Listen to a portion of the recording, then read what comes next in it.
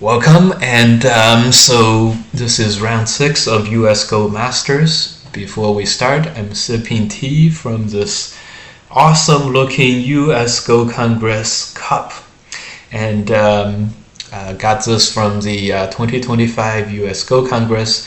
I'm very happy with this year's cup. It was very, very well made, and had a very good time at the US Go Congress and everything. Alright, so we are in round 6. Here is the situation. We are looking at board 3.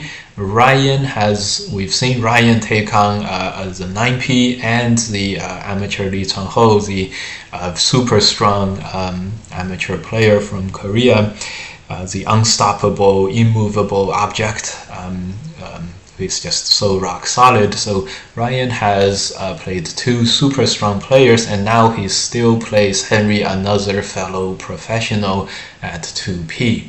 So Ryan really, as a top dog in the US, he is taking on the top of the newcomers, so that makes sense.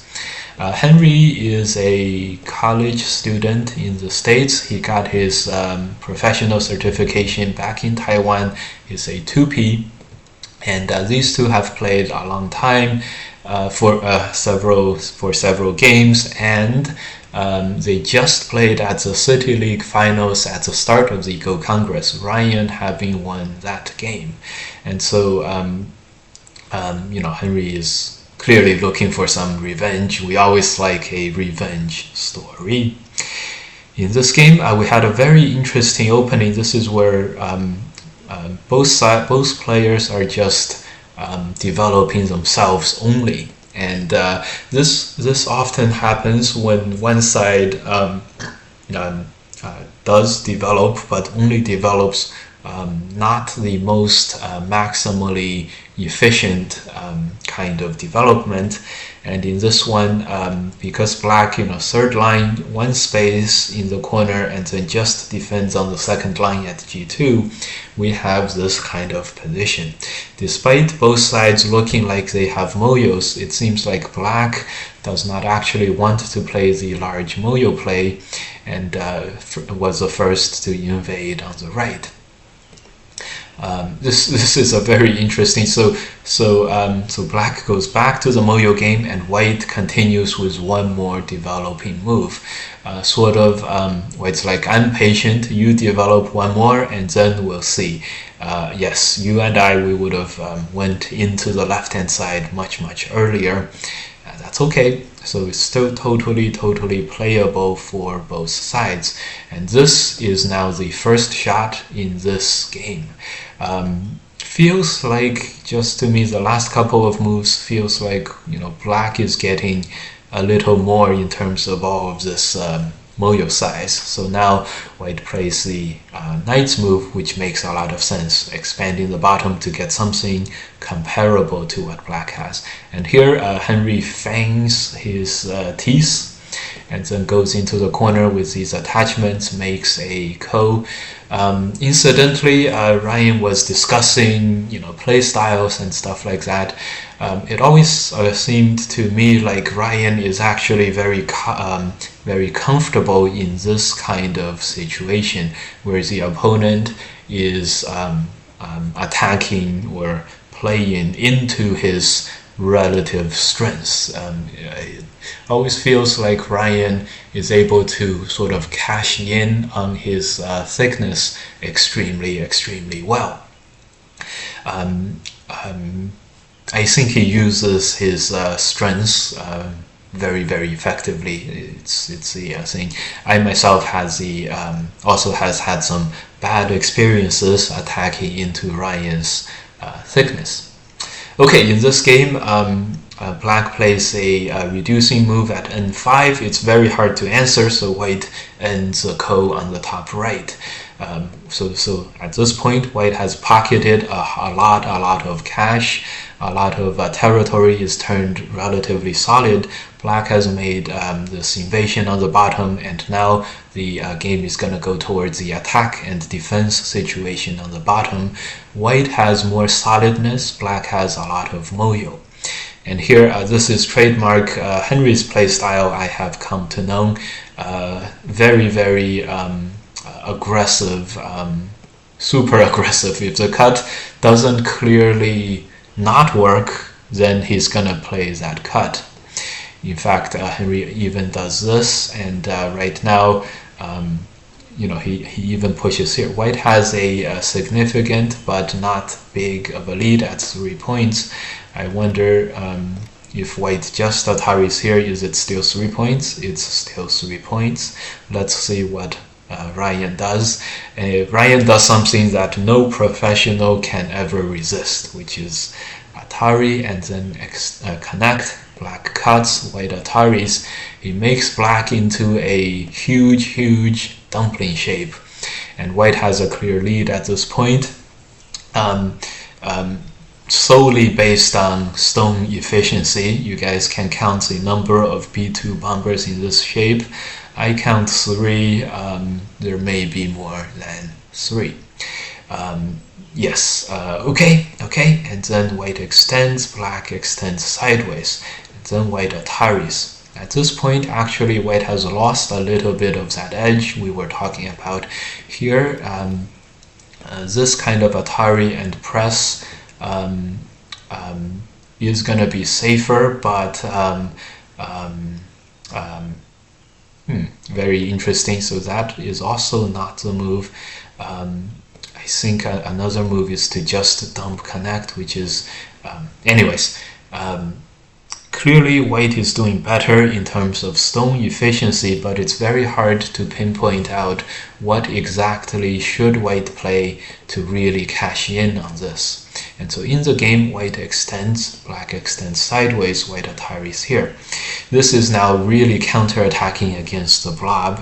The blob actually has a little bit more life than we think. Usually when you force your opponent into this kind of a clearly inefficient shape, and this is one of the most ugly blob shapes I have seen. Usually, because there's so many opponent stones, it's not recommended to go after the group. Even though it looks like it doesn't have eyes and all of that, just the sheer mass is enough to generally have a very good counter. And so right here, White does go for very strong attacks. This move, this extend back, is played because White does not want Black to sideways extend in Sente and then save the 1 stone on the right.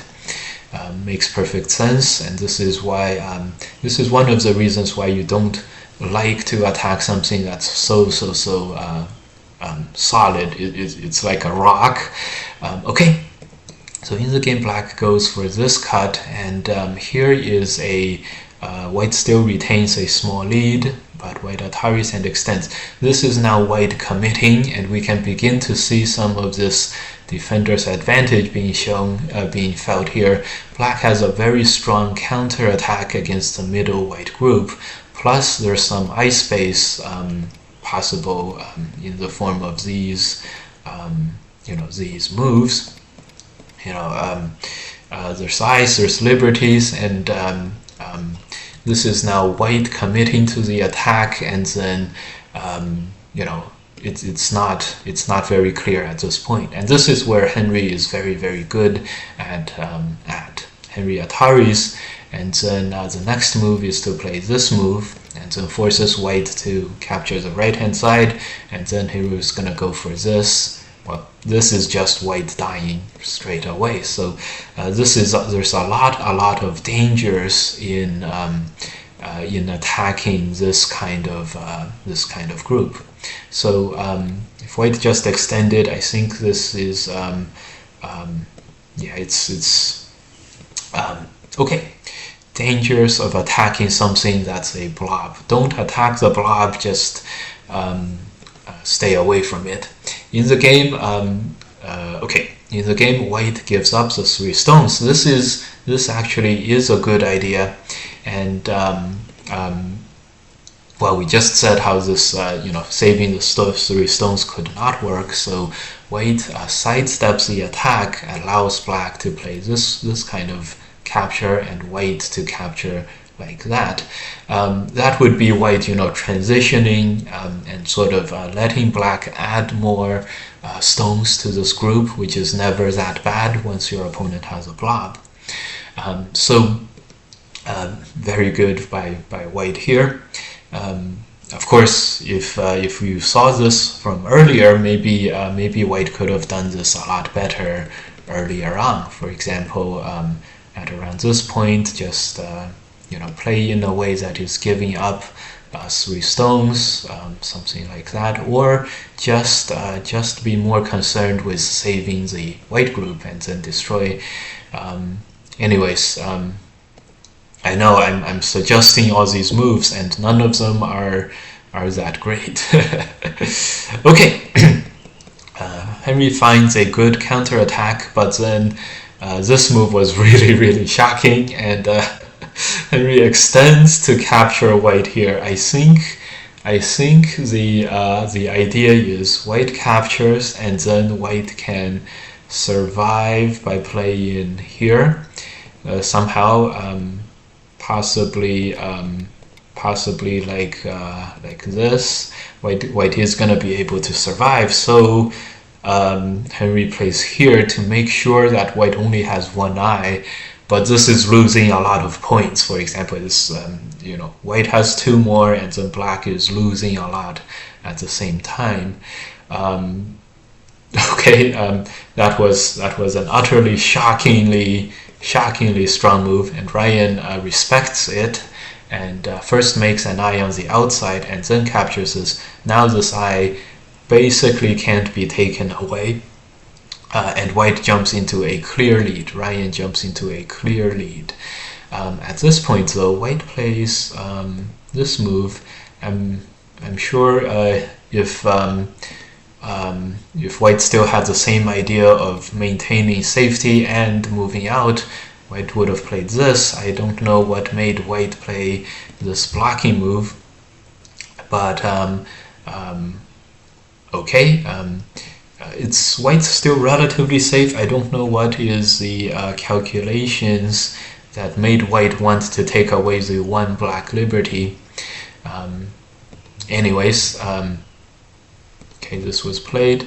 It may have been a ordering issue with the board. Maybe they screwed up the board and then black hunted first. I don't know.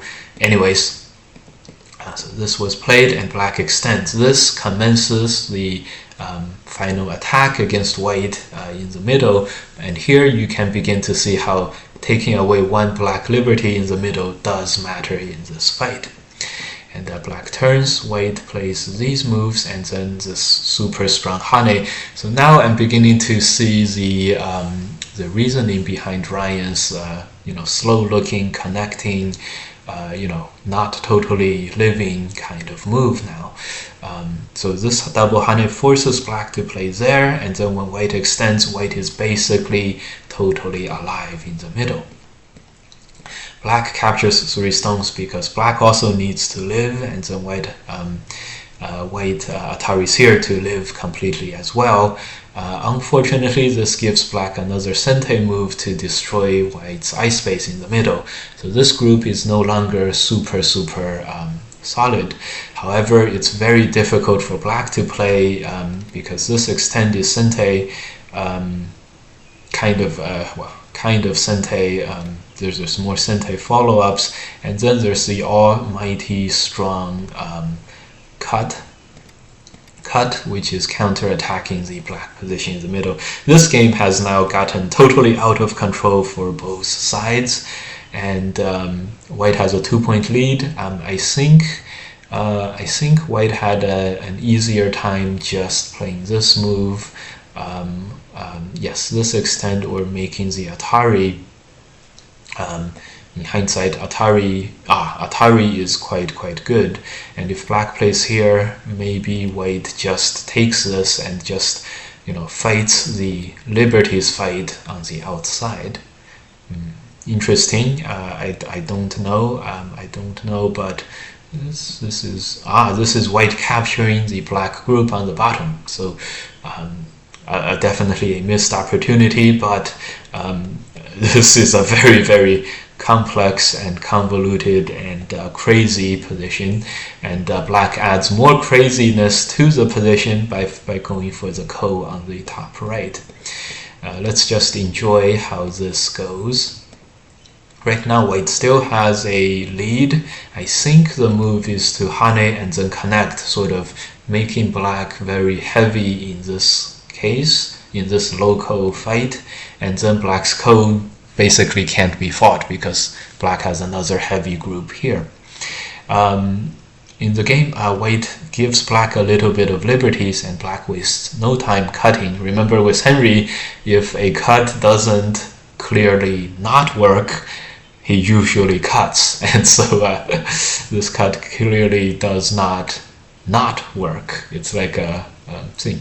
Okay, as a result of this is a very interesting fight here. If black just goes and captures the white stones, this whole group is going to be this is a code to survive, and with a code to survive group, white can easily play something that is capturing the middle, and I'm sure this is going to be a favorable. This is going to be a favorable game by white. In any case, white. Well, let's try this one. Just simply allowing black to live like this. This is 6 points for white. Good. Okay, so it's capturing 4 stones is not satisfactory. That's why black goes for the hane, and then white goes for this ko right now. And the lucky thing for black is after getting this hane, there is this Atari, so this makes the ko fairly heavy for white at the same time. And this is what black was able to get, and as a result, black was able to get the middle stones to connect home in Sente, and then black still has a chance to go after the middle group. In fact, this game is now totally even. Who knew after this much capture? So 2 blobs in this game. The bottom one, black survived, counterattacked. A second one, black totally died. And then now black has to capture the middle white group. White plays there and plays. This is a possible variation if black Ataris. In the game, black just connects and then plays this. Knight's move, so black saves himself this liberty, and then unfortunately for black, this connect was made to just keep the middle more captured. Perhaps black is a little bit happy with this result. The capture would be less agi and a little more points. Anyways, the connect makes perfect sense. In fact, at this point, when white goes and cuts the left-hand side, the middle basically is gonna die. Did this happen in the game? Oh no, this didn't quite happen in the game. This happened in the game. White pushes, black has to protect the cut at some point. He does at this point, and then white hanes, black plays a sente move and then blocks here. So white has won the ko, lost a huge group in the middle, destroyed black's territory on the left. White is ahead by 5 points. Yes, the right hand side there's still agi here. Black can survive here. They have no time to play such small moves to save that group. And so in the game, black attaches, and unfortunately this one actually gives white the sente here, and white lives very comfortably. So if black connects, this is noticeably a bit small when black played here. So when white Ataris, black could not hold off any longer and has to go and survive on the right hand side. He does survive, and he survives. Remember to before you make the living moves, make sure you play all these outside moves. Leave your opponent some agi. And I'm sure that White is probably regretting not playing something like Connect or something that is more clearly alive. When Black plays this Atari, this was kind of nice. Maybe White should go for this. Same. Okay. Okay, so when this happened, White played all of these moves and then played the very big capture in Sente. Black saves the stone and captures the middle. Huge variations on both sides. White is ahead slightly. I think during the game neither side could know this at all. And so I was story time. I finished my game and I was just walking outside of the room, and I saw that Henry was deep in thought at this move by White, and I saw that he was like this for at least 5 minutes already. I went out, I did some other stuff, I came back into the room. He was still thinking at the exact same position. Clearly he's thinking about capturing White somehow like this, capturing White somehow. Unfortunately, if he goes for this, White was gonna go for outside RG in the form of this move, Atari, and then cut, and then this, and Atari. This is a deadly combination. Black only has 3 liberties left. How about a third black blob in the game? So when White plays something like this, there's no way for Black to answer this, and therefore this gives White a backdoor in terms of the squeeze to go home. And of course White was going to play something like this first. Now Black has to save the outside. This is this Atari here, this variation. So White was going to be able to play something like this, and this was going to be actually Black is going to lose this liberties race. Who knew Black was going to lose this liberties race? And so no doubt the kinds of thinking that was performed was this, and so as a result, Black had to where was a move? Black had to bite the bullet and just play this Tiger Mouse move. And as a result, White lived with a very comfortable 5 to 6 points on the top, and White has a ever so slight lead coming into the end game. This was actually par for the course, and then Black actually prefers this over trying to cut and capture 2 more White stones. Very interesting, and that's because Black absolutely could not afford to allow White to survive or have some kind of a trade in Sente. So Black had to keep White in Gote right here, and then Black goes for the final endgame move. This one was actually quite well played. It's actually only a 1-point lead for White, which is so razor's edge. I think the move is for White to attach and cut. This way White still has a 3 points. Very difficult to read out situation here.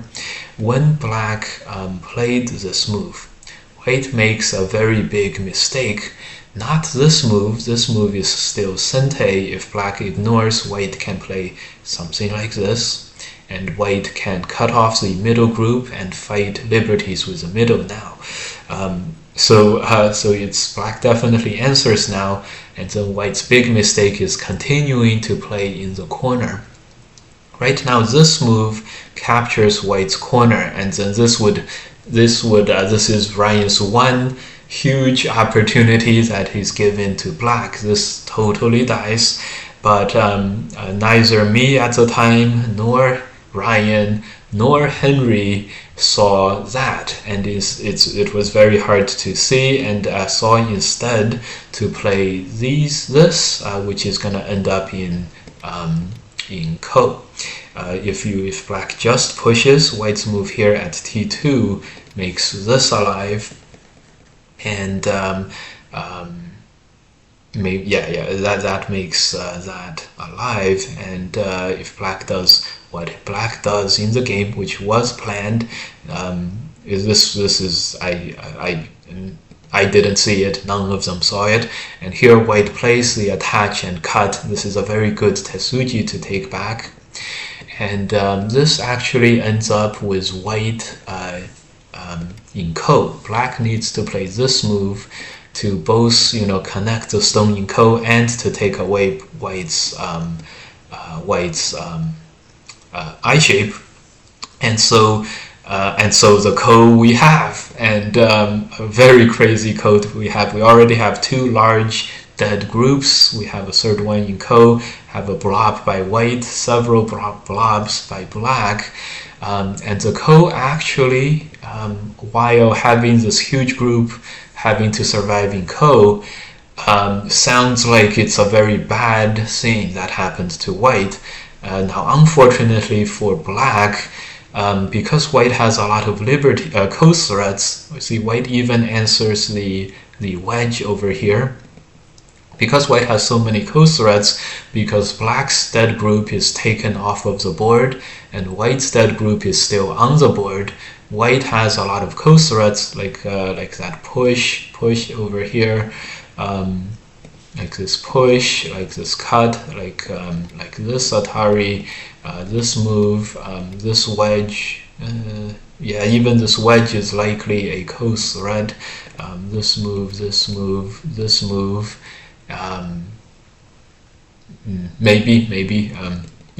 Lots and lots of ko threats, and unfortunately for black, not being able to win the ko. Plus, there's not being able to win the ko was gonna make black have to go back to the left-hand side, which he could have done originally.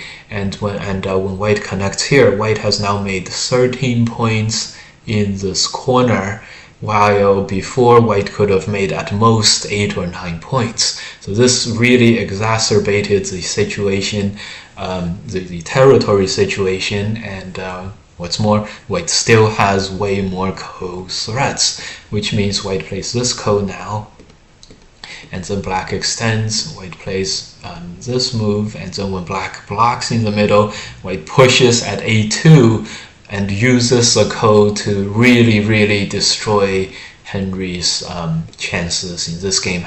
Black having to connect back was too much and the last straw. In fact, white could have played even harder. Remember, it was 14 points. Maybe have gotten the b15 at the end in more of the end game, but clearly white was fine enough like this. And so we have a 349 move game with huge territories from either side, and at the end of this, white wins the game. White wins the game by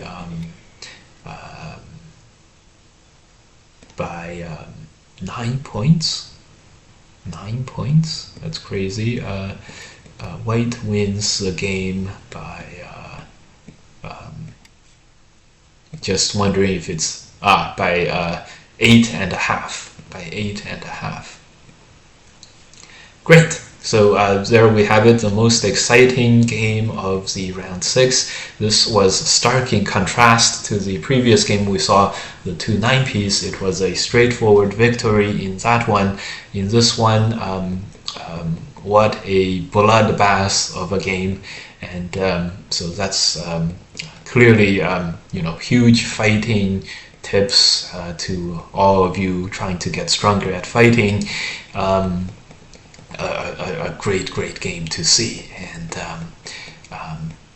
okay, and at the end here, Ryan prevails by 8.5 points, and very, very, very well played at the end here. Hope you guys enjoyed this fireworks, and next see the last round coming back. See you guys next time in the next reviews. This was very, very, whew,